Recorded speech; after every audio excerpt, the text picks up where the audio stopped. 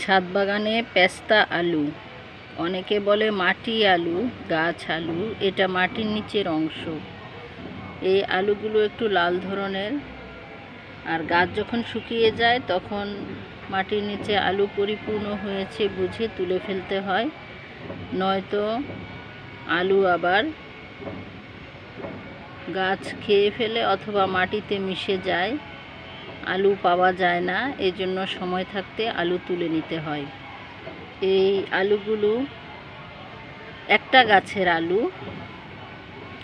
যদি মাটিতে লাগানো হয় তাহলে আরও ভালো হয়। এটা ড্রামে লাগানো ছিল, এবং বেলে দোআঁশ মাটি হলে আলু অনেক বড় হতে পারে। এজন্য ভালো মাটি এবং বড় জায়গা গাছের জন্য খুবই প্রয়োজন। এই আলুর পাতাগুলো হার্ট শেপ, বেশিরভাগ গাছই মরে গিয়েছে, শুধু একটা গাছে সামান্য একটু লতা পেয়েছি, পাতাটা দেখানোর জন্য রাখলাম।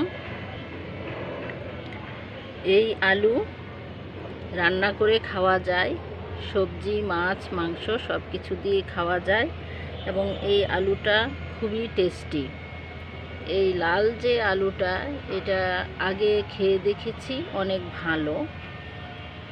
আর গাছের ডালে ছোট ছোট ফল হয়, সেই ফলগুলোকে চারা বানানোর জন্য লাগিয়ে দেওয়া যায়, লাগিয়ে দিলেই হয়ে যায়।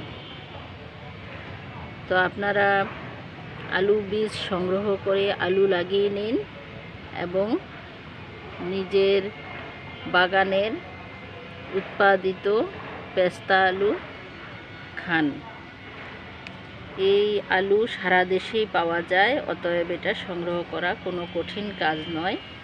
একটু চেষ্টা করলেই গ্রামে গঞ্জে পেয়ে যাবেন। আল্লাহ হাফেজ।